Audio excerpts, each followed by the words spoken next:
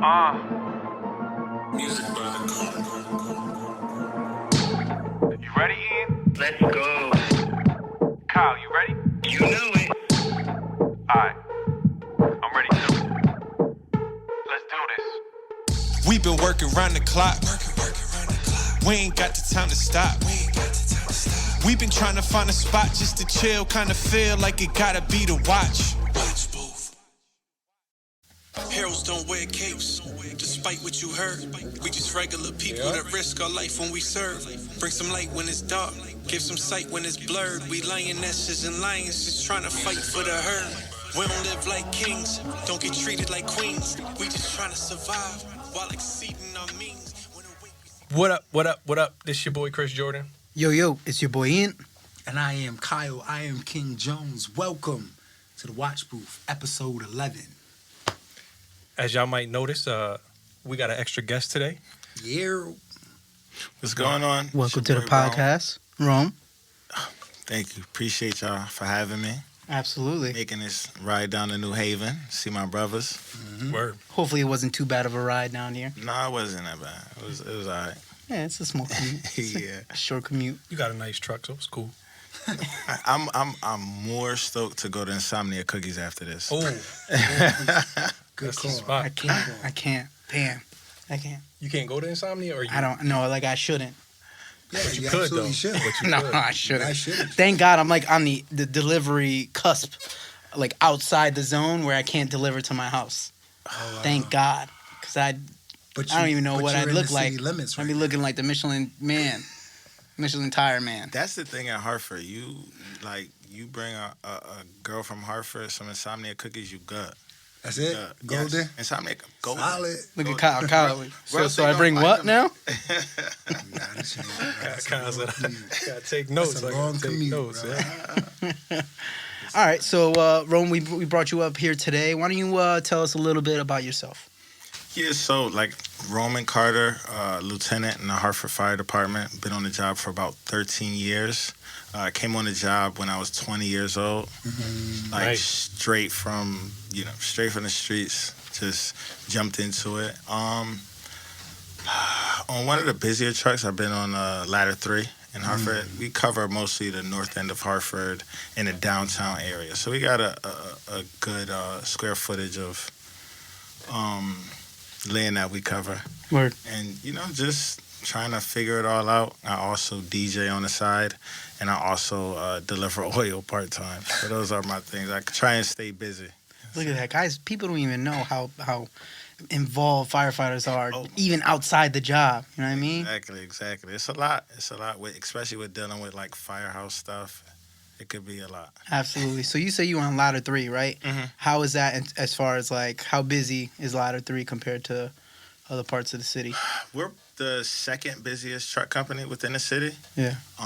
Like I said, covering majority of the north end and the downtown area, a lot of the high rises, a lot of commercial buildings and properties and stuff like that, as well as the community that I've grown up in. Sad to say, that's a lot of the where we get a lot of the fires. Yeah.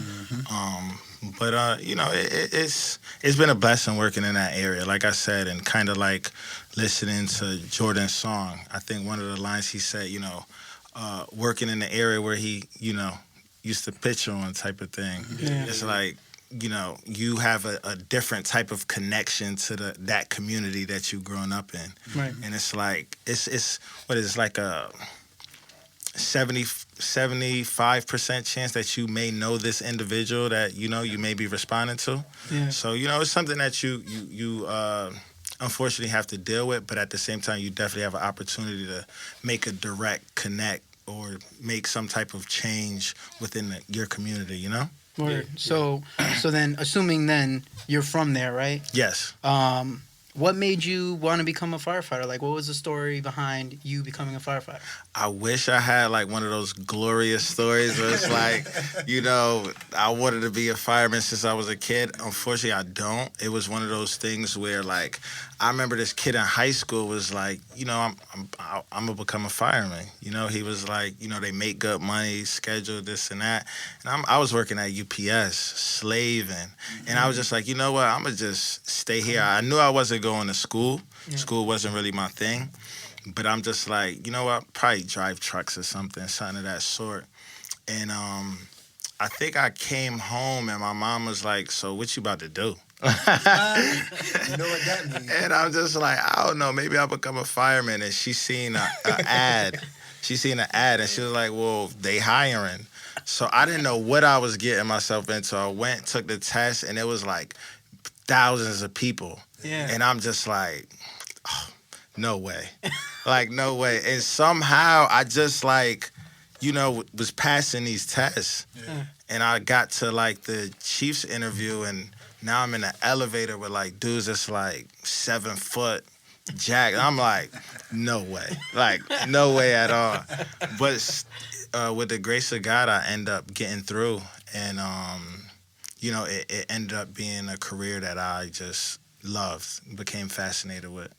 That's dope. Yeah, I always talked about our process as getting onto the job, and it may have been a little bit different for you, Kyle, since yours was a little more recent. But I know, like when we got on, it was the same thing. Like thousands of people. I always said I equated it to like the combine. You know what I mean? Facts. Like it was a whole draft process that we had to work through. And hopefully we got picked by NFL team. We got picked by the fire department. It was a surreal experience. It definitely is. Yeah, but what was it at the Omni, right? Yeah, ours was at the Omni, and it was just, it was ridiculous how many people were there. So once you get past the first stage, you got to go on to that. For us, I think it was the physical agility, right? Yeah. Mm-hmm. So then we do our joint was you did a practice test. Yeah. But if you passed the practice, you still had to come back. Oh, you didn't get to keep it? Nah, you still had to come back. See, it was a CPAT? No. It was similar. Haven, it was the New Haven the way. New Haven version. But I took my CPAT, so this was I think one of the first years they started taking CPAT. Yeah. So I got my CPAT out the way. So it was like if you took your practice test, if you're all set. So I was all set in the process. Yeah, same thing with me. Yeah, but I guess it was different. I took mine. So when I went back from mine, and it was different because my uncle was on. So everybody who was there proctoring the test was, everybody that was there proctoring the test was like, oh, you Troy's nephew. Yeah, you better not fail this. But I'm watching dudes that passed their practice. Yeah. That was like high up on the list, fall off the Stairmaster. I'm like, that Stairmaster, that's the one. Stairmaster. Yeah, that's the one. That's crazy though, because in our process, I almost feel bad for people because they save the physical agility to the end. So you go through all these different steps. You right there. Yeah. And then there was a story just after I passed. I came outside and I seen a dude come out afterwards, but he looked defeated. And I was like, what's good? He's like, oh man, my ankle started hurting. I had 10 seconds left. I'm like, bro, you should have ate them 10 seconds. Yeah. That's the difference between so you did all that, you passed all these phases, and then just right there, just where you got your fingertips on it, that was it. Now, I don't know if with the test that you guys took, but I know with the CPAT, after you get off the Stairmaster, it's like the hose drag. And no, we ain't have. No, we had to carry tools. Yeah, we had to carry saws. Yeah. No. Ours was. I'm talking about the CPAT. Yeah, ours was the hose. Yeah, but it's the funny thing. The funny thing about it is that's the only time that you could run. Is after you get off the Stairmaster. Right. But you that's the only time you got the belly leg. Yeah, that's the only time you can't run. So that's the irony. You feeling like Gumby, running out there like, oh, God. They did that on purpose. Yeah. But it was, it felt like you hit the lottery. You know what I'm saying? Oh, definitely. When you did it. But and something you touched on was like doing it where you from. You know what I'm saying? And so when we were going through and we were doing our introduction, a lot of people was talking about, I've been testing for 5 years, 10 years. Yeah, I've been testing at every department. And dudes got mad at me because I got up and me and Mo Edwards, we was like, yo. First shot. I said, this was the only test I took. This was the only test I was going to take because I worked at AMR already. But for me, working in the city that, you know what I'm saying, I'm from, my family's from, my family still lives here. Yeah, yeah. Like, to me, that was what was important to me. Facts. You know what I'm saying? Yeah. It was like, yo, I know what I did. You know what I did when Yeah. I was younger. So I'm like, yo, it's only right that I give back. You know what I'm Yeah. saying? I wasn't even supposed to be a firefighter. I was Yeah, you set supposed up. to be a I went cop, to I got my degree in justice and law. I was ready to be a cop. I had already tested for New York PD, and my brother was taking the test for the fire department. My dad was on, so my dad was like, "Why don't you just take the test? Just take the test." And my brother was taking it. I was like, all right, I'll take the test. I feel like my brother heavy, so I'm like, if he's doing it, fuck it, I'll do it. Mm-hmm. So I eventually passed, and I remember I think I was like maybe the first couple days in the academy. NYPD hit me up and they're like, "Yo, you scored. Like, come in." I'm good, bro. Come in. And I was like, Straight. nah. Yeah. like being able to work here in your city that you're from, you know what I mean? It's like, it's different. Yeah. I feel like it's a different sense of pride, and it's crazy because I think that we all know, even there's some people who come from different towns that have been through different processes, and then there's some people who make it through the grace of God, like me, who don't understand. Like, there's people who test crazy or have been testing for years to get in this position. Yeah. Wow. And they'll tell you, like, yo, take it serious. This is no joke. So when you see people like that, and then you have other individuals that came up from the city, that's from the trenches, that appreciate it, because it's like, with me, for sure, like, that's why I think we talked about it off camera, pensions, 401k, stuff like that. I really can't complain, because I never would have thought I'd be making this type of money in For general. real. Right. Or having this type of schedule. Right. But I also think it's very important. I think the connection that you have to the city is important, because there's certain guys, these habitual testers, when they get into the city, they don't really appreciate the city. It's a different type of love, and it's it's a couple of things people say that rub me wrong, because like, this is my city. Like, like, what you talking about, bro? Or like what we talked about the other day, like pocket watching. Like, now it's a totally different thing that people scrutinize you with, because you're just a firefighter and you work for the city, and now you're a city employee. Yeah. At the taxpayer's dime. I think that's why, and I know that you guys have it. I'm not sure if they have it, but in Hartford we have different societies. I know you guys have the Firebirds out here. In Hartford we have the Phoenix Society, we have the Latin Society. And why they established those, societies, and obviously it was because, some of those individuals coming from out of town, and not having that compassion and the same sympathy for, the residents that we've grown up around. It's some of those individuals that are, that are, looking at your grandma's china cabinet as, not worth anything. Right. Yeah, For her, that's everything. You understand what I'm saying? It's a So family heirloom. exactly, the saying? pictures and all. Yeah. So and I think that's why, especially in Hartford, they it's a big thing with having the residency requirement.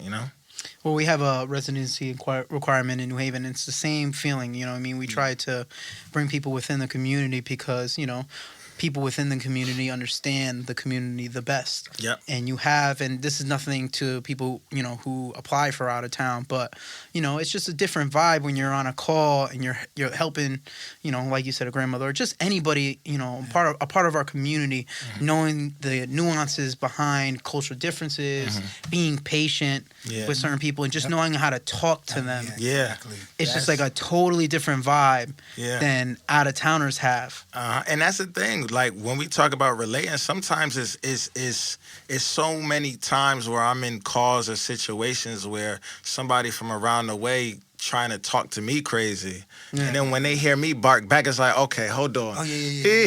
He from around the way. My Or they calm down, but sometimes they need to hear somebody that could, that could relates. talk the same way they could talk. Yep. You feel me? Yeah. So you've been a lieutenant for how long now? I think it's been about 4.5, probably 5, something like that. So who's counting, right? Yeah, right. I know. Time with his job, man. Right, because it's just a whole lot of responsibilities. I know I've taken a lot of responsibility. So how's that experience been as far as transitioning to becoming an officer comparing to your private years? Yeah, what they say, from buddy to boss, right? Yeah. And it's crazy because you don't think, like, you hear it, you go to these classes and they tell you, going from, the back seat and having these friends and then being in a position where, you have to tell them what to do. And also it's different for me because, I came on the job young. So now it's like I'm in a position where I'm trying to tell grown men what to do. And they looking at me like, what the hell you know? You understand what I'm saying? Like, I don't, especially at the time, I didn't have like a house or, certain things. But, I think just trusting in your experience, trusting in, teachings and class and things like that give you that motivation and give you that confidence to do it. But it's been pretty good. I think that I'm one of those individuals when I came onto the job, like I said, not being an individual who thought I would ever be in this position. I took it super serious. Yeah. I took it super serious. So it's just like one of the things I was talking to Jordan about when I came on the job, I came on in May. April 4th, the academy started May 5th. April 4th, I got shot in both of my legs. Oh. Yeah. So, and you still made it through the academy? Listen, it's crazy, but that's why this is one of the things that I tell people all the time. Like, this is one of the things I tell people all the time, like, because I've been an instructor as well. And I tell people I'm not, like, and it's crazy because when I said it, people looked at me crazy, but I'm not here to motivate you. Like, I'm one of those people, like, if what you've been through in life hasn't pushed you enough to want to get through this academy, what the fuck am I going to do? You understand what I'm saying? Yeah. So that was one of those things where you asked me, you made it through the academy? Yeah. I wanted to change my situation. I heard you. You feel me? So I'm working crazy, going to the track, walking, trying to train myself to walk, to run. Let alone they call me. I'm in Capitol. I'm in school at the time because I didn't think that they would have called me. This is the same day we did the background checks, the day that I had got shot, and that's crazy. When after a couple weeks they found out, and they called me like, yo, you gonna be good because we'll put you in the next class. Were you already in the academy at this point? No, so I was. They did the background check and they said the academy starts in a month. So part of that, like, I'm going out to celebrate. We turning up. Yeah, you know what I mean. But end up, you had to recover in a month. In a month, yeah. For the rigorous PT. Yes, exactly. Yo, that's beast mode. Right yeah, there, bro. But so that's why once I got into it, it was like, okay, I'm here. I made it to the academy. I'm here for a reason. Yeah. And that's why it's just like, all right, let me devote my life to firefighting. You know what I'm saying? Yeah. Even it's crazy because even after, I got on the career department, I started volunteering after that. I liked it so much. I'm like, you know what? I'm living in this town where they got volunteers. I'm a volunteer. Like, ain't nobody to get me. Ain't nobody gonna come at me. Ain't nobody about to come at me crazy about me volunteering. You don't know if I know when I'm idle, I get into trouble. Yeah. Feel me? So I'm like, I'm doing this. I like it. Let me start volunteering. So I devoted my life to it, and that's what kind of got me to. I partied, I turned up, but then when that testing process came, I surprised a lot of people. Hey, that's what it's about. Surprised a lot of people, and like I said, it's just been a blessing. I've been blessed to have good guys coming up from being a private and seeing how fast crews change and things like that, and just working with the crew that you have. I think you guys touched on it the other day with crews having a bad apple and just making it work how you need to make it work. That's what makes a great officer, a great leader. That was the conversation. Right. I was just about to ask you that. Like, now that you're an officer, because to hear these guys' perspective of what leadership is, or what what they may expect out of a leader. I'm here. I'm like, I'm a lieutenant. I'm his lieutenant, current lieutenant, his lieutenant in the past. I'm like, damn, how was I in their eyes, and then how do I move forward? So what is your idea of being a leadership or a leader, and has it changed since being a private to now being a lieutenant and possibly a leader in your shift? Yeah. So I think that as being a fireman, being a private, it's important to look at some of those individuals that you do respect, right? Some of those guys like a Teo, right? Yeah. Yeah. You look at some of those individuals and you kind of take certain things from those individuals that you know that you could, you can do or you could exhibit. You know what I'm saying? Yeah. So, like, unfortunately, my lieutenant, you get into the job and your lieutenant is everything. Then after a couple of months, you start seeing like, dang, don't nobody really respect my officer, or I'm in bad situations and nobody respecting me. And it's like, damn, like, is my lieutenant a shitbag?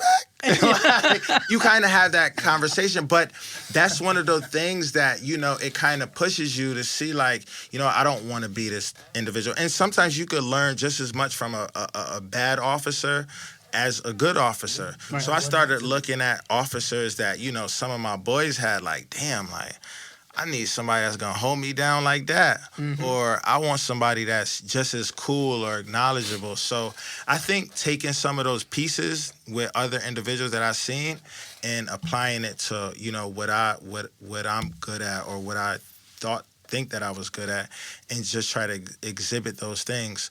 But for the most part, I think that as an officer, you're just gonna have certain things that you can exhibit and some things that you can't.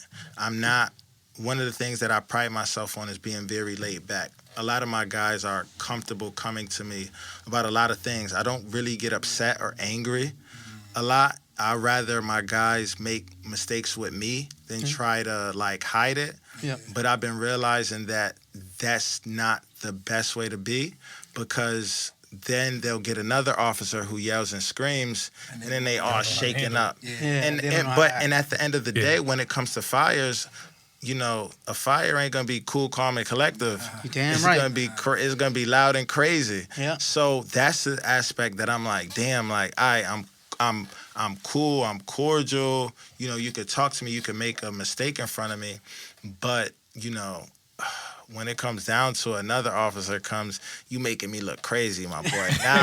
Now I'm gonna have to get on top of you. You heard? So, right. But I think also when you come into the job, and this is something I picked up from the academy. Like, a lot of dudes used to get mad. Like, the instructors, the one phrase that stuck out to my head is the first day they said, they give you the spiel, and it's like, we can't actually put you in danger, so we have to create artificial danger. Once I heard that, I understood. Like, they said artificial stress. I understood that they're going to go crazy, right? Yeah. So there was some dudes who used to take it personal and get offended. Like, they get in your face, you know I'm doing a ridiculous amount of push-ups. Ain't no way I'm going to keep pushing. I'm going to fall. As soon as you fall, you in my face yelling. I never took it personal because I understood they needed me to feel stress. Yeah, facts. Right? And it kind of had the counter effect, so I was really relaxed. Yeah. But I carried that with me to the job. So I realized, I do overtime sometimes. My lieutenant takes off. Sometimes you get detailed out. Yeah. You're not safe. Just because your officer is cool, you're not safe. Nah, and facts. so what I realized is I have to understand this officer's style. Yes. But what I also did to put them at ease is I made sure I did what I was supposed to do. Facts. And I asked questions like, hey, if we catch something, how you want me to play it, right? Because you may not play it like my officer played. Facts. Me and him, we know how we work, so I know what to do. I know what you're expecting me. Yeah. But if I go into a fire with you, you're like, bro, where you going? Oh, I'm carrying the pipe? Nah. I want you over here. Stand here and wait for me. You ask those questions, that's how you eliminate that. But you also got to understand, too, like, some officers yell, like you said. Yeah. I had officers yell at me. That's cool. That's his style. That's how you do. He yelling at everybody. Yeah. I'm trying to put this fire out. Yeah, facts. That's it. Facts. I'm not here. That personal stuff don't even matter when you're on the job, because you got a bigger thing to deal with. So it can't matter. I feel like exactly. It's way more at stake than my emotions right now. Facts. So I feel like if people take that approach, man, it eliminates that. But it also, like I said, it goes back to,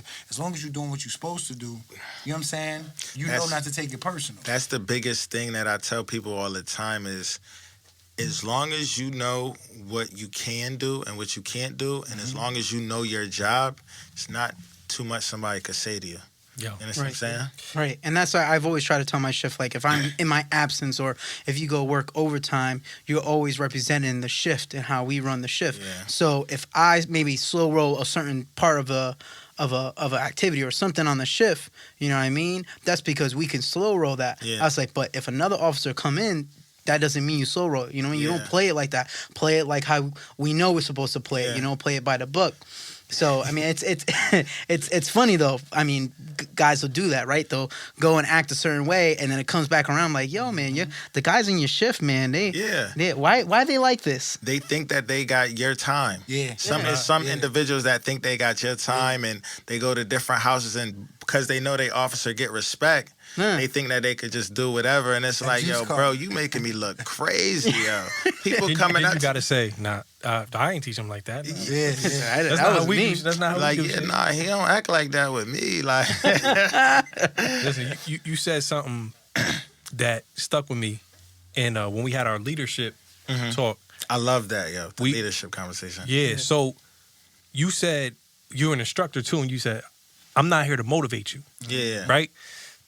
when my new lieutenant came, he had this conversation with me. He was like, yo, every time you out checking the truck or you doing this and that, this person like pulled him with you, do this with him. I said, I'm not pulling nobody with me nowhere. Yeah. I said, if he wants to know what I know, he's gonna come to me. Yeah. Right? Thanks.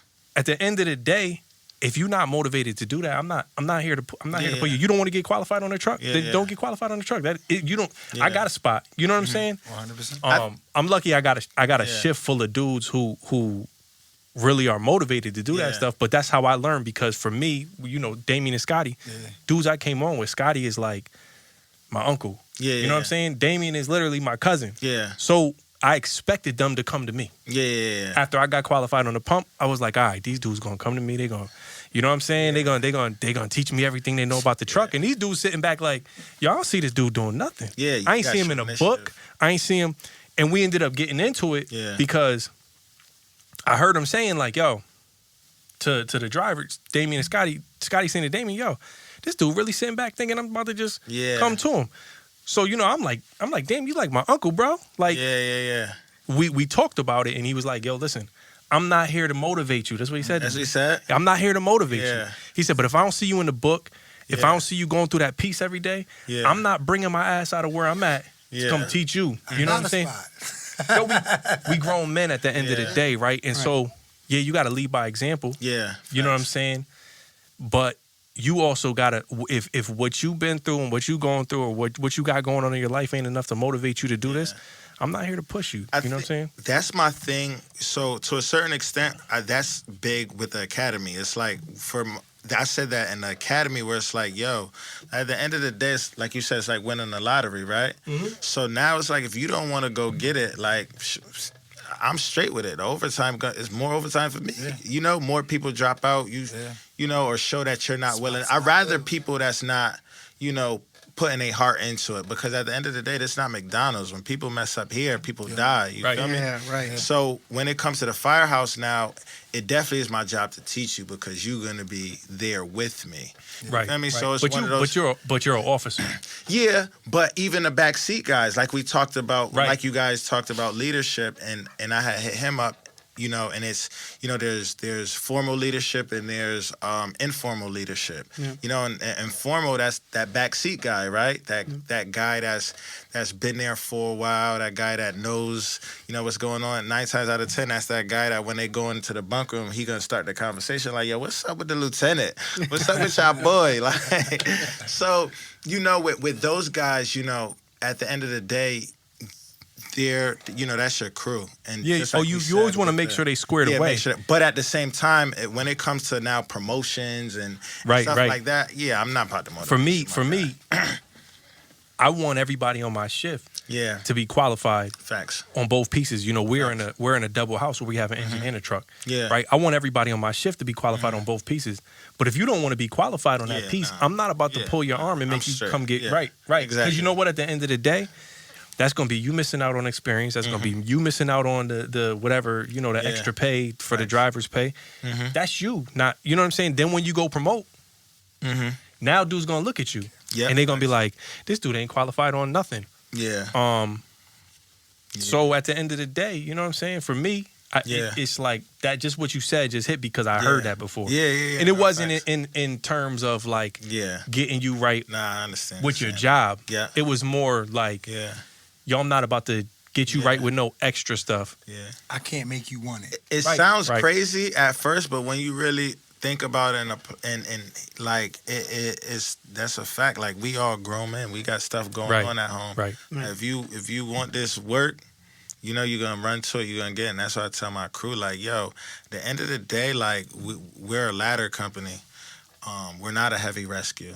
But at the same time, if you want that experience, we gotta run to it. We gotta go to it. We gotta beat them to it. Yeah. You know, so Because that's one of dudes, those things. those dudes will put your fire out if you don't do it. If you don't. If you don't, they'll do it. And then you're gonna be sitting there looking crazy. Crazy. Looking bugged out. And that's the thing, like, and even like within my close circle of friends, like that I travel with and party with, like I like to be around dudes that are actually good firemen. That are actually work, because we all know, you know, there's people that are firemen and there's people that work for the fire department. You know what I mean? Yeah, absolutely. So that's the thing with me. Like if we gonna hang out, like I gotta respect your work ethic. Right. Absolutely. And respect not only your work ethic, but the person you are too. Yeah, because yeah. I can't just be rolling with, like, I respect these dudes highly. You know, and I'll run through obviously a burning building with them. Yeah. But Actually have. Well, you gonna run through a burning building with whoever they put you with. Yeah. well, see, and that's so I was gonna comment on gonna that, do right? that? About like inspiration, but like for at least for me as an officer, like it's a balancing act, right? Because yes, you can't motivate and push someone to want to be better, right? You can't necessarily motivate someone. However, when I go into a fire, I want to be able to know that I can rely on this dude. So I can't just sit on my laurels and be like, well, if he don't want to learn or get better or want to do anything, then I guess I'm just gonna have him ride a hydrant. Where, like, you know, shit, that might be, he might fuck up the hydrant and I won't get water. You know what I mean? So like, I feel like there's a balancing act, right? Like you got to try to find. I think the biggest challenge is like trying to inspire people or trying to figure out how to inspire people to want to get better. But I think that's the unfortunate thing for the two of you, right? Is y'all officers. You know what I'm saying? So you got to worry about that kind of stuff. I don't, listen, I'm going to tell you this. My partner, I'm going to any roof with that dude. Yeah. You know what I'm saying? I know how he works. He knows how I work. Yo, when we was down doing live burns, we threw a 2-man 35. And at first I was like, wait, we about to do a 2-man? I was like, we about to do a 2-man 35? Because your partner kind of big though. Yo, because the captain and the inside dude started walking into the building, and usually, you know, on live burns, you're gonna throw it a 4-man 35. Right. He walked out. He said, "Yo, you 2-man 35?" I said, "Is that what you want to do?" He said, "Well, that's what we about to do." I said, "All right." Yo, we threw that thing up. They looked, came over. Chief's talking about something. I never seen a 2-man 35 thrown like that before. You know what I'm saying? Shoot. So when it comes to everything that we were talking about, Yeah. I know who I'm going to the roof Facts. with. Yeah. You know what I'm saying? Yeah. So you good. Unfortunately for you guys, y'all gotta make sure dudes is straight. You know, I mean, it's my job to make sure dudes are straight because technically, I mean, that I'm the could be your senior head guy. too, though. It could. At a job, Oh, you know, or you work 100%. overtime somewhere. 100%. You know, you don't. If an officer doesn't have their crew squared away, that could be you. But what you gonna do on overtime? You gonna come to the shift and say, I get got your guys, shape up. yo, get your guys squared away. No. That's more in the breath of. There's a retired If overtimes come to my shift, right. There's a retired firefighter, right? And I was driving 6s one night on detail, and there's a retired firefighter. I'm not gonna mention her name, but when I say this, everybody gonna know who I'm talking about. She was talking to the captain about it was a night shift too. She was talking to the captain about, yeah, see, that's why we got to teach guys how to throw ladders and da-da-da-da and do all this stuff, and we about to do X, Y, and Z. And the captain's looking at her going, so tell me more about what you think I should be doing with my shift. He looked at us, he said, truck 4 mount up, we out. Truck 4 mount up, we leaving. Like, you know what I'm saying? I'm not going to nobody's shift. I just, listen, there's that kind of job that you gonna get with some dudes who maybe can't do the job, but I think everybody could do the job. Yeah, I agree with that. I'm one of those people that feels like everybody's capable of doing the job. Right. It's just that some people don't retain the information. Some people get nervous. Some people, and that's our job as officers as well, is being able to, you know, make people feel comfortable. That's one of the biggest things with me, especially, you know, EMS wise. OD or somebody, you know, you got that new guy that's fidgeting over the Narcan or fidgeting over a non-rebreather or the BVM or something like that. And it's just like, yo, I pride myself on knowing what I'm capable of and what I know. that I could crack a joke in that moment to kind of bring the level down. Like, bro, like, what you doing? Relax, boy. Like, you feel me? Right. And that right there, brings it down to where, all right, take your time. You got it. You know what to do. You feel me? And a lot of times that's what a lot of these dudes need because they know it. Yeah. It's just that it's kind of like that jarring thing. moment. Everybody has a plan until they get punched in the face by Mike Tyson, right? No, that's true. That's true. We kind of talked about it in our last episode. Went to. No, it wasn't our last episode, but one of the last episodes we were talking about our first fires, and I went into the academy. I thought I was squared away, and when I saw actual fucking fire wasn't controlled and shit, that shit was wild to me for my first time, and I had to grow to get more comfortable and get stronger in that fact. Yo, that's like your first roof. You know what I'm saying? When you train on the roof and this is what I was saying to my guys. I was like, yo, you could say I could do that until you have to do it. I said, but I think you was saying you had a shirt that said yeah. Everybody wants to be on a truck. I said, you go up there, especially when you're getting qualified. You go up to a roof that you could walk on. You know what I'm saying? Nah, them pitch roofs is dangerous. Yo, you go to a roof you could walk on. You don't really got to cut it. You don't got to worry about what's about to happen. Then my first roof, man, I took that. Listen, man, we had to throw a 35. We couldn't throw the stick. We had to throw a 35. Then the saw cut off, so we had to chop it with an axe. And this is after we already threw a 35 in a roof ladder. You know what I'm saying? I'm already up there, gassed. Yeah. I came up to the peak, and as soon as I hit it, the smoke just started pouring into my face. I said, oh, shit. Let me put my mask on. Yeah. You know what I'm saying? But it's nothing like when I was in training. It was nothing like when I was in training. As soon as I got punched in the face, I said, "Ooh, boy." But that's do I want to do this forever? That's when you look back and be like, all right, what did I do wrong? Right, Or especially with the smoke in the face type of thing, you got to go through it because at first you thinking like, all right, like they telling you to make this cut first, and you thinking it ain't even that serious. But then once you realize, like, dang, you know what? It's because I wasn't thinking uphill, upwind, or wind direction, or topography and all that stuff, right? Right. And then you like, dang, like, all right, let me make this, next time I catch a roof, let me make this cut here, so now all the smoke and all of that. So it comes with experience and a lot of those things, but like I said, it's nothing. I call it the stage.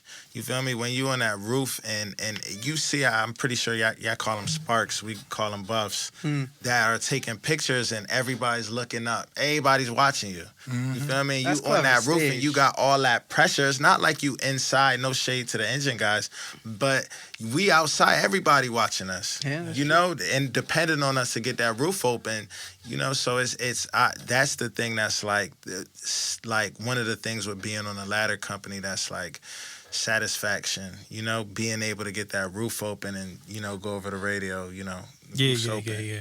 Now, how you guys run your ladders over there? Like, it's a four-man crew? Yes, yeah. And all four of you guys go to the roof, or you guys cut two inside, two on the roof? So it's funny because it's preference. We have buckets. We have platform buckets. We just got a straight stick. One of the truck companies got it. But for the most part, it is, usually, like I said, our buckets are small. So I'm going 2 to the roof.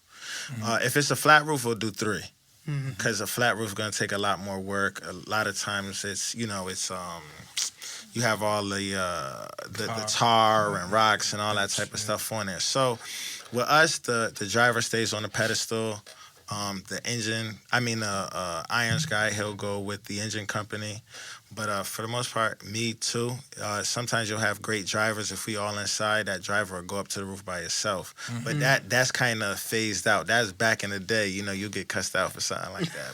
But You leave one guy on the roof. Cigar real quick. yeah, jacket open, just doing the most. But nah, that's for the most part how it goes. That's dope. Yeah. So on this podcast, we've always talked about the theme of the nature of our job and some of the things that maybe not everybody notices or sees. And we talk a lot about our mental health here. Usually we do the check-in, but, now we have a guest. I feel like we just skipped over that. But I do want to talk about, because you did mention that you do go on EMS calls as well, right? So I imagine you've seen trauma from EMS to fire at this point. How many years you got on again? 13. 13. So you have more years than all of us.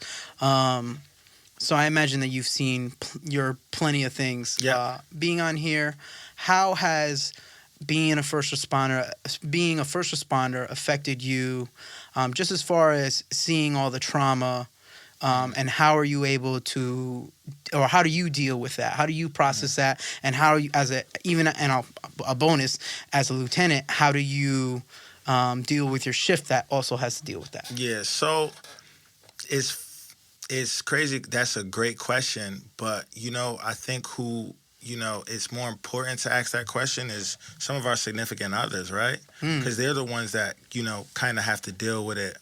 Because we think as men, we kind of have a hold on it, a control on it. And sometimes a lot of it, we deal with it with our humor, right? Yep. Firemen have the worst humor. The worst. The worst. It's like you make a joke and your girl look at you like, bro, like that's super insensitive. Like that's crazy. That's But, that locker room humor. That's how some of the ways we cope with things. Right. Drinking, firemen drink crazy. And, Yep. I think a lot of times, you have to dig deep within yourself to kind of realize, some of the traumas or some of the PTSD in a sense that you have with some of the things that we see. A lot of times I don't notice it. And I think that, it's a bipolarness, right? Sometimes, we could be, helping or trying to help somebody in their worst moment, at let's say right before shift change. Yeah. And then 2 hours later, we're trying to, play with our kids. Yeah. It's like, Yeah. this is not good. Like, this is not good. Yeah, it's crazy how fast we kind of got to switch our emotions, and we don't think that it's an issue.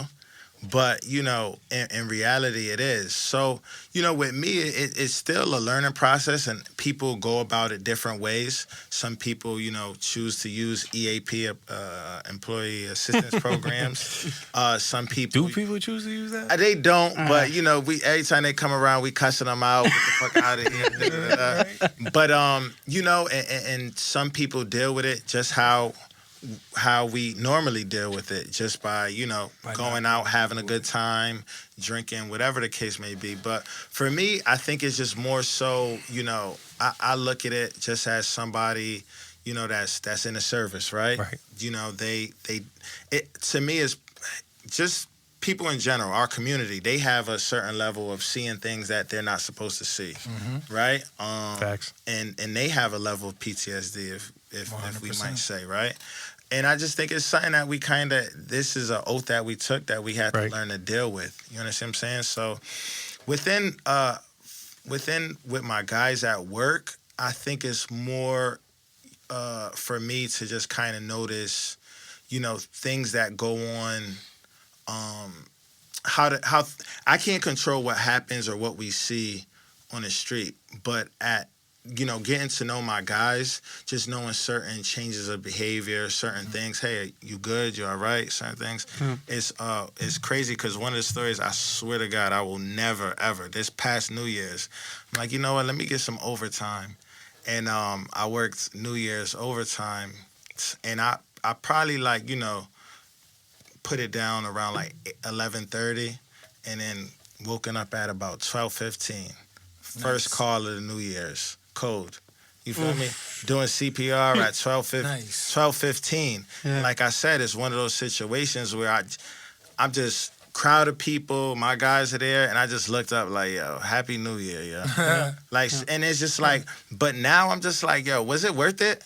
Yeah. Was it worth it for me? Like, I'm thinking about the money, but it's just like, yo, this is how I started my New Year. Yeah. Like, who wants to start their new? I'm like, I'll never work another New Year's. Right, and that's why My birthday, so I ain't working that. Yeah. I always find it funny that sometimes citizens, and it's most of the time it's probably because they just don't have the full picture of what we do, what we have to go through.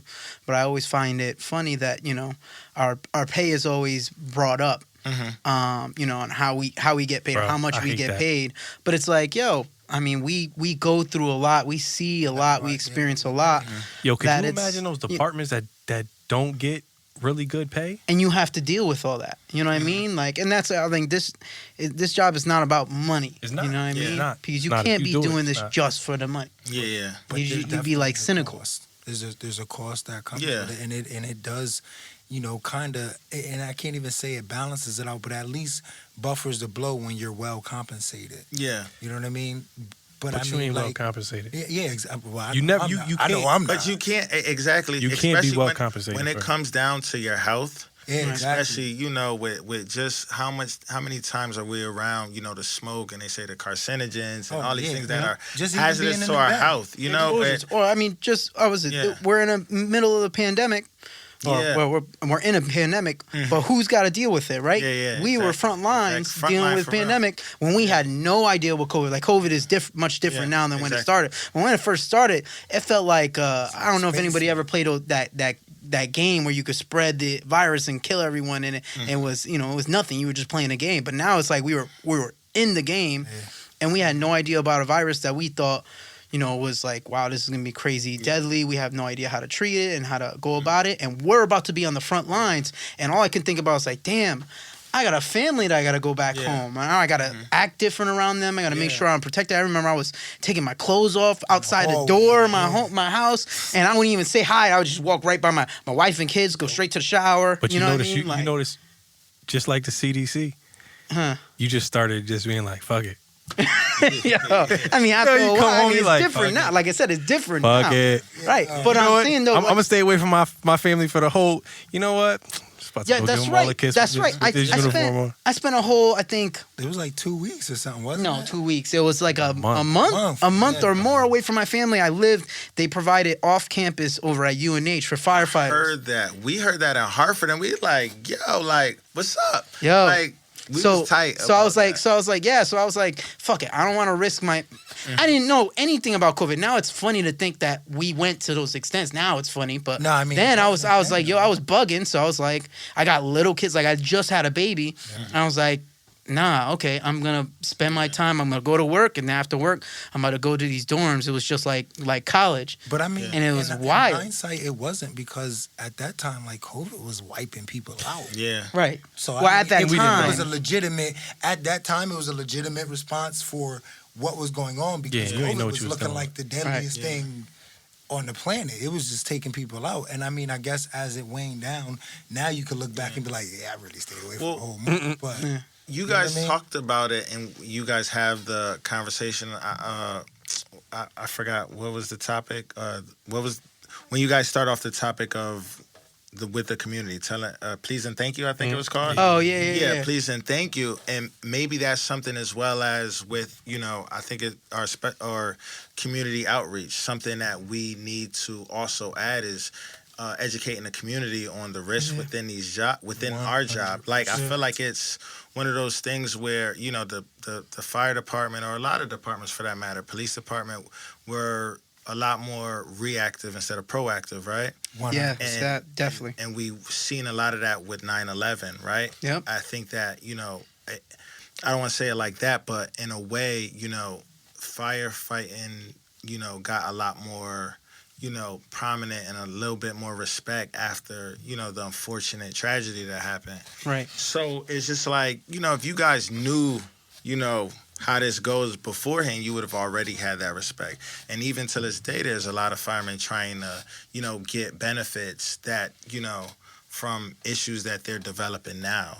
Who's to say the same thing with COVID that, some of the people that were on the front lines don't have ongoing issues in years to come. Or we won't have long-term effects. Long-term effects. Or Absolutely.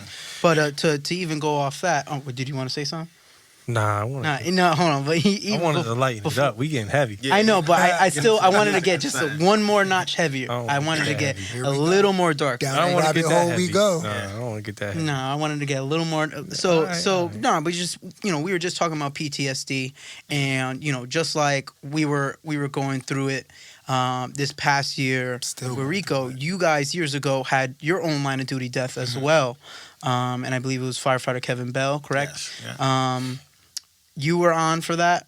You were working. I was on a job, but You were I on the wasn't job. working that shift. Right. Yeah. So I I guess, you know, I mean, we always spoke about how that affected us, because we're talking about like trying to relate to the community, right? They don't really understand the sacrifices we have to take. I mean, we're talking about our guy Rico passed away. He didn't even hit top step, you know what I mean? And he had to take that ultimate sacrifice. So, can you? I know you weren't there that day, but maybe speak on to, you know, the aftermath of that event for your fire department. Well, you know, with any fire department, you know, when you guys have a line of duty death, the department gets an NIOSH report or the you know, things that what transpired and what could have potentially, you know, not for it not to have happened, what could have, whatever. So our department changed a lot based on that. They mandated hoods. They mandated you know, certain aspects, or added certain directives. We got new radios, we got new this, we got new that, you know, just to try and see if we could, you know, not have obviously a tragedy like this again. But more so, I think that, you know, it for everybody it became real. Again, right? It became like, yo, this is a reality that, you know, is not far fetched. This is a reality where it's like, you know, people could potentially lose their life, and I think that, you know, for the most part, you know, a lot more people had to you know, look at themselves and say, you know what, maybe, you know, I need to further my education or further X, Y, and Z, or just be mindful of the individuals I'm working with, right? Right. And it's unfortunate that they don't have that mindset coming out of the academy, but every now and then, you know, every department kind of needs some type of reality check or realignment, and unfortunately that was the incident that kind of, you know, made that happen, right? That kind of goes back to your reactive instead of proactive. Yeah, thing, exactly. You know what I mean? Because if we think about these things in advance, there may be less problem. Listen, at the end of the day, the job is dangerous. Anything could happen. You know, that is the risk we assumed. I know for myself personally, I came out the academy, and until the whole RICO thing, like, it never crossed my mind that I could actually go fire and die. That call was the first 2-alarm fire I was on, and it was actually the first time I had no nerves going to a box. Really? So it was that for me was a huge reality check. It's like maybe it was complacency, but in my mind, I had so much faith in my crew. We worked so strong. So when we're on the way, I feel like in my mind it was bread and butter. We're gonna do what we do. We'll be back home in a couple hours, get some sleep. It's always bread and butter. You know It's always what I your mean? bread and butter. But then when you get there, and I mean, we still worked phenomenal as a team, but unfortunately there were aspects that you had to take in consideration. Like, you know, I look at that situation always. It could have been any one of us. It's easy to get turned around. Yeah, definitely. And you're on time. You're on a time limit. From the moment you hit that Scott, once you crack that bottle and seal that mask, you're on a time limit. And if you run out of time, you run out of time. Yeah, facts. So, you know, it's unfortunate that we operate that way, and hopefully, you know, like this podcast, part of what we do is try to bring awareness, and hopefully we could begin to shift the paradigm and be more proactive instead of reactive. And that's the thing with like we said, you know, that informal leadership and you being a backseat guy. Now that's one of those things where, you know, somebody coming out of the academy, you have that conversation like, bro, like, you did your thing the last fire, but don't get too, you know, don't get too, because at the end of the day, like, it could every be fire anything. is different. Every fire is different. Everything, you know. So just be mindful, keep your head on the swivel, and, you know, even with me, it's one of those things, you know, not so much nerves, but, you know, your adrenaline start pumping, and I always have to take a deep breath. While I'm en route to that call, take a deep breath and start thinking about everything. Okay, bet. And then that's when I get myself, you know, back into like, all right, let me, you know, see what's the situation, what we got going on, what time is it, you know, where we going, so, you know. Yo, y'all made that heavy, man. Listen, I'm sorry, yo, but we have this is part of it. So a anyway, limited amount of us, time to Jordan, cover topics here. So anyway, look at you. Yo, so anyway, we say this not a podcast about firefighting. It's a podcast with firefighters. Hey, listen, man. We have. So what I wanted to talk about. This has been all about fire. Yo, this is, right. So what I wanted. He's a to talk to you firefighter. about, Our guest is a firefighter. I know, but he's more than that. Yeah, you're right. So let's get So to what that. I wanted to talk to you about. Yeah. Since these guys want to make it all heavy. That's all right. Talk to us about what you do outside of the fire department. So, I started DJing when like COVID hit. My heart's always been in the music, but I finally was like, you know what? With all this time on my hands, let me just purchase a controller and get into it. So I started DJing. It's been a blessing since, and like couple months into it, I ended up linking up with some great dudes out of New Haven. My boy AB. Diz and a couple other individuals, and started DJing on bars on I-95, based out of New Haven. Word. And that's been a blessing. I spent a lot of time out here now, tapped in, and I think I got put on to you the song that you made in the video from Soul. Was it Jimmy Soul? Yeah. That's my brother. Yeah. Oh, that's your brother? Yeah, that's my brother. Word, that's my guy. Yeah, So I actually did his episode. I did one of his episodes. My first episode was Rest in Peace, Black Rob. Okay. When they brought Black Rob, and ever since then, I just been going full throttle with it, and it's been a blessing. So that's my thing. Dang, that's your brother? That's my brother. Yeah. Okay, y'all got a family of bars. Yo, he could rap too. Yeah, he ain't know how to rap till I taught him. Here we go. Not do that. Yo, all right, whatever, man. That's not. So you been on tour yet? Been on tour? I'm not throwing a shot, but he been on tour, right? Nah. He took it. I don't know. You been on tour yet? Nah. So for me, right? Uh-huh. I Just stopped. ghostwriting, that's all. Yeah, I stopped doing it. The thing is, we used to always like battle each other. He started out just a singer-songwriter. Yeah. And when he used to rap, he couldn't rap on beat. Okay. But he just, he took it to a whole nother level, you know what I'm saying? Yeah, and he started with the Bronco stuff and everything like that. Initially, he was a mad fanatic. Yeah, so it's funny because now it makes sense to me where he took an element of his life that he likes and just rapped about that. That was honestly what one of the things that made me feel like I could do something different. Yeah. You know what I'm saying? Because for me, I was always, and he knows, we was the same. We was always like in the streets, wilding, doing stuff. And when I started to change my life, I started to feel like I can't rap about what I used to rap about. Yeah. You know what I'm saying? Yeah. Which made it hard to figure out how to craft like what I was doing. So when I first started it was before like J. Cole and Kendrick and stuff came out with like really like making conscious sound commercial. That was where I was trying to go with it because, for me it was just like, damn, I got two little boys. You know what I'm saying? Yeah. And at the time I'm like, man, I can't be rapping about this and that. I got 2 daughters, 2 sons, right? I'm like, I can't be telling my sons they can't do X, Y, and Z when I'm out here talking like that. And for a while, I just stopped doing music. I just say, yo, I'm not into this. I don't have a passion for it, whatever, right? I'm an EMT. I'm a firefighter. I'm saving lives and blah, blah, blah, right? And Jimmy Soul, right? Drew, he'd be like, yo, what are you doing, bro?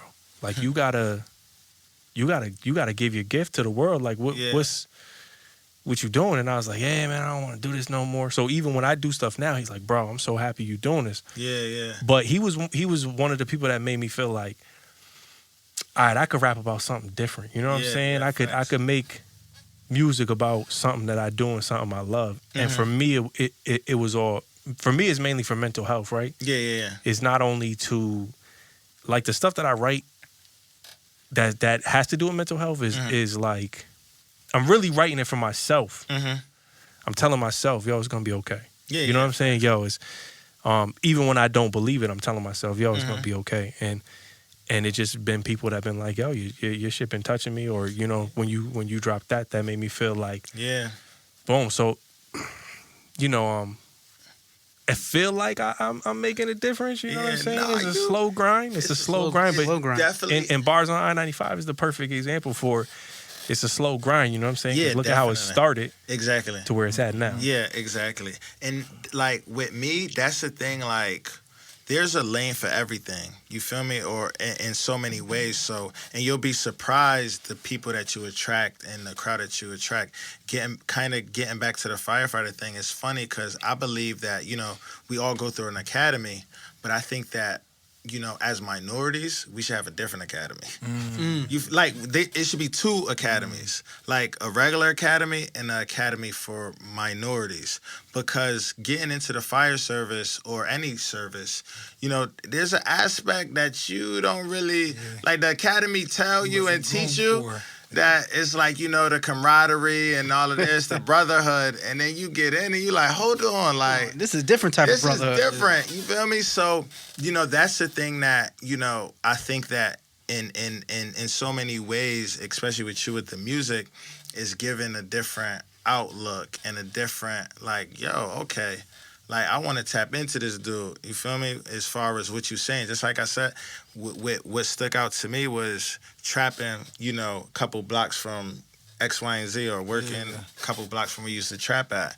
Like, that stuck for me because especially when I came on the job at 20 years old, I didn't change who I was. I was still, 20 years old. Yeah, you still like, hood. like you still, now you got money. Now I'm outside with the drug dealers and everything. I'm still standing on couches, bottles, everything.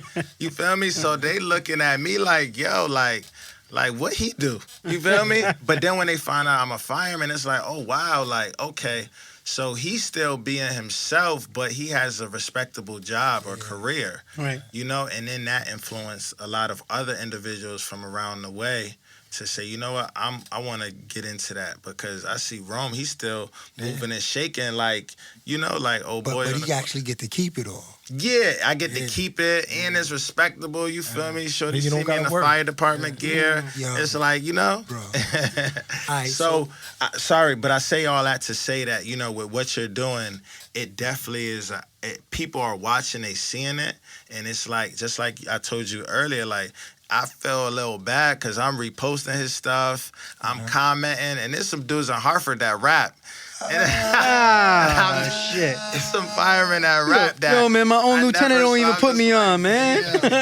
So, it's safe to say, keep doing your thing, bro. It's not going unnoticed. Appreciate that. Appreciate you too, man. You too. I appreciate Yeah, so I was about to ask you that. You say you got into DJing when COVID started, right? Yeah. But you were into music before. Yeah, definitely. Yeah, so our man was into music before he got into his new, I feel like I'll say his second life of a music career. Mm-hmm. But he was, first known, still known as Ace, right? Yeah. So do you have a past persona or, your old music? How was that compared to where you at now? Obviously, you have a whole career, so that changes a lot of things. But the crazy thing, nothing really changed. That's the sad part. Like, it's like even like exes or like my daughter's mom, like they would get on me because it's like, yo, Rome, like you a lieutenant, like you gotta move differently, and I'm like, yo, like I can't. But at the same time, they don't see the other individuals that it's influencing. This dude's, that was, trapping and in the streets and gangs or whatever that are now firemen. So it's just like within that, other than that, like music, I still like my thing is trap and reggae, like Afro beats, stuff like that. But like a lot of dudes from around the way, I just had an event, a party in Waterbury. And all the dudes that opened up was from around from the hood. You feel me? So that's the thing that I was surprised to see is regardless of me having a career, I always was tapped in to the neighborhood. Gotta be. But the fact that they show me so much love when there's a lot of other DJs out there too. You feel me? But I've always been a reggae and trap person from back in the day, being in the club at 16, and now it's just like now I don't have to be out without making a couple dollars and just spending some records. All right, so I'm gonna throw this your way. Since you are a firefighter and you know one of our segments on the show is the please and thank you. Yeah. As our guests, you get to do today's please and thank you. Right, what would be your please and thank you to the community? So as much as I like to, be politically correct and the citizens are never wrong, but one of the things with me is just like, if I show up to your place and let's say it's 3:00 in the morning and I'm jotting down information, okay, any other medical history, okay, date of birth, what hospital you want to go to, and then I ask you, how long have you been feeling like this? And you tell me since 8 o'clock in the morning, I'm gonna look up at you. I'm gonna look up at you, and I'm sorry. It's just one of those things where I can't help it. I can't help it. It's just like I'm gonna look up, like, Listen, depends. Stop writing. and not even that you interrupting anything, but it's just one of those things like. So you have difficult breathing all day. All you day. call me now. You call like Your heart was hurting since 8 a.m. You call me 3 a.m. the next morning. Well, that means it's gotten worse, right? No, it feels the same. how long has it been a 10? It's for 2 weeks. 2 weeks. Yeah, Yes, yeah. my heart. But my not heart. even just that, but the sooner we get to it, the more we can do for Right, you. You understand what I'm saying? Yeah. And so it's one of those things, give us a call as soon as it happens. Same thing with like water calls. We go to a water call and Shorty want to show me on video what was going on, and it's like 2 hours ago. That's I can't do nothing for you. Right. I can't call your landlord, tell him to get down. Yo. There ain't nothing going on. We had this call the other day. I was working overtime, and homegirl was telling me like, "Yo, look, the roof is coming down, and there's holes in here, and then the water is leaking, and the walls are falling down." And I'm a like, job for livable cities. I can't do anything for you. Yeah, yeah. And she looks at me, right? Like she understands. Yo, let me show you this. Like, this is crazy. Yeah, I'm like, yeah. oh God, yo, I can't help you. I was like, I'm gonna try to help you, like Yeah. get the right person to help you. Yeah. But like, there's nothing I can do here. I was like, we'll shut the water off, but like, or whatever your issue is, right then and there, maybe we can help you. But I mean, there's nothing we can help you with. I love this. So season. please, Thank you. Please, call us. yo, when you feeling sick, Call us. call. Call. Don't yeah. call us later. Like, Don't why- wait. don't hesitate. Don't And that wait. gets out like, Thank I was kind of talking to you about this. Thank you. Earlier. We kind of cheated, but I was talking like, a lot of the times our communities, I don't know, and maybe it's just like our culture, but like we like to put things off, right? Like, man, this feeling that I have, like it's nothing. We try to act tough. Like I've had a lot of patients that just like want to act tough. Like, I don't need to go to the hospital. There's nothing wrong with me. And you take your blood pressure. I was like, well, your shit saying like 200 over 100. Yeah, like, yeah. dog, you about to die. Like, you gotta go. Yeah. But they're like, nah, there's nothing wrong with me. But for the people that like, just like you said, they call in. Oh, I've been feeling sick since 8 a.m. But all of a sudden you want to call at 3 a.m. Yeah, you wake us up, but like, we could have helped you out earlier in the day. And You know what I mean? Why are you ignoring the fact that you're sick? Yeah. And I feel like sometimes our communities do this a lot, where we ignore Yeah. when harm is trying to, like, our bodies are very good at telling us and communicating us, hey, there's something wrong here. Yeah. You know what I mean? But all of a sudden you waiting to ask for help. And It's- that always drives me nuts. and not to put it in, but a lot of times, it's people like my grandmother, people Yeah. like my dad, Yeah. foreigners, Yeah. who just, I'm going to just drink some tea or some ginger ale. Yeah. Just you some know, ginger ale, and- lay down. Or like even like Yeah. parents and grandparents that I have, they're just very prideful. You know what I mean? Like Prideful. we don't, I don't go to the God, yeah. hospital for that. I go to the hospital if I'm like about to die, and I'm like, are well, about to die. yo, you are, yeah, You like, are. This is actually. Well, You don't know. You about to die. You about to die. Well, I'm not going to hold you. The way my insurance set up, I may not be going to the hospital either. Oh, all The way right. my insurance set up, man. we got a few minutes and one more segment. You got something for you know what I'm saying? Oh, for hero of the day, You got Let's hear it. something Let's for hear it. our- let's go. You got something for us? Hold on, let me. Do you have something for Uh-oh. No, I me? got something for you. Here we I go. got something for you, but I have to Check it out. Watch I have the this. volume down. Oh, there it goes. And now, it's time for our hero of the day. Let's go. I seen y'all shout out Hartford the other day, too. Thank you. Appreciate that. Yeah. Our citizens are all right. I just also wanted to say a common misconception, and people think that's Jordan's voice. It's actually my beautiful voice. Nah. That's here nor there. Kyle, you got something for us? Yeah, this week's story is actually from last week. There was actually a fire in Hamden, local hero. A young man was at home. His mom's apartment caught on fire. He got the dogs out, heavy smoke, and he thought about the fact that sometimes his little brother stays home from school. Now, he's completely out of the building. The building is burning up. I mean, it's completely done. But he ran back into the building to make sure that his little brother was safe. His little brother was actually at school. Hell of a risk, but I respect the fact that he gave it no thought and he went in to save his brother. So, Arius Feliciano, you are our hero of the day. Wait, Shout out to you, bro. Pronounce his name again. I mean, Arius. Arius. Yeah. That's how you want to pronounce his name. How Arius. it's pronounced. Yeah. Oh, I don't know. That's how it's pronounced. Arius. That's his name. How do you spell that? A-R-I-U-S. It don't even matter. Get that boy an application. yeah, Hey, Get that right? boy an That's what I. Yo, Yeah, part of it. listen. Him that could use you. I'm like, yo, man, it's some people scared to run in with full gear. My man went in butt naked and handled his Yeah. business. That's serious. That's what's up. That's what's up. Yeah. So as we round about this episode, I do want to just touch on one last thing that we've spoken about before, and that's really like just looking back at your 20-year-old self. Now that you got 13 years on, what would 13 years on Roman tell 20-year-old Roman with nothing on, no experience, about to get on his job, probably like young, spry, full of energy, thinking that maybe you could change the world. I don't know, maybe that's how I felt when I got on. But what now that you know that you would tell yourself when you first were getting on? Quick story real quick. Within my first year on the job, like I said, my crew they talk about camaraderie and stuff like that. I couldn't stand my crew. Hated my crew. Hated my crew.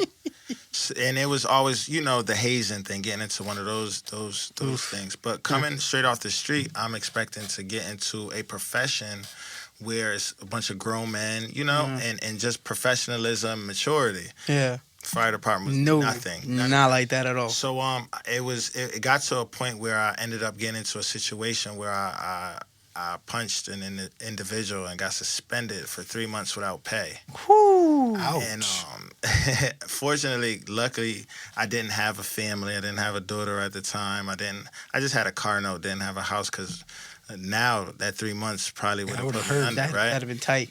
But I say that to say that that was a lesson for me that notice don't ever let people get in between you and your money, your livelihood, right? Right. You being able to take care of your family, and that's one of the things that I preach to a lot of the newer firemen. They get into it and they assume that everybody's like the street, they have this code where it's like, you don't talk behind anybody's back, you don't gossip. And let's be real, like, after a couple of years, we all got, you heard what such and such just did? You heard how he took the hydrant, or he brought, X, Y, and Z. So, I tell these dudes, don't take this stuff personal. You understand what I'm saying?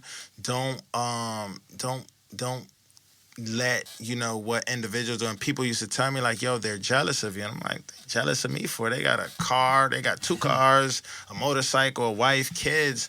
But what I didn't understand at the time was that I had my whole life ahead of me. Yeah, you gonna retire and still be young. Still be young, but I had the opportunity to go so many different ways, travel, whatever. And some of these dudes are miserable. Some of these dudes come into work that, that senior man or even the officer, going through things at home. Yeah. And they come to work and take it out on individuals. So that's one of the things I would tell myself now is, don't take it personal, and don't ever let anybody get in between you and providing for your family. Absolutely. Word. I love that. Thank you. Word. Well, today I think that pretty much wraps it up. That's a good point to wrap it up. So I want to thank you for joining us today, Rome. Thank you for having me. I appreciate y'all. This was dope. I really appreciate having you on, giving us a different perspective, and really this, giving your side. Before we go, would you like to, let everyone know maybe your social media, where they can get you, and what you're doing right now? What put out your projects, anything that you're working on right now? Well, I think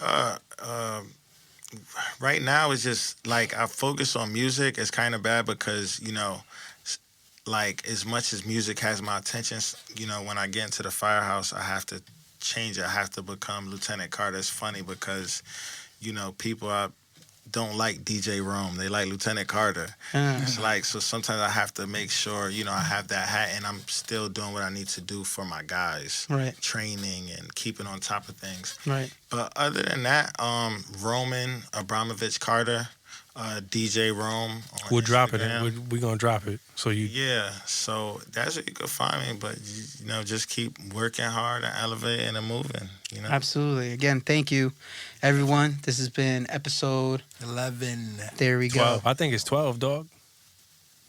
Run your neck. It's 12. Thank you for joining us. For I ain't episode never said 12. another 11. We'll see, though. Let's go check.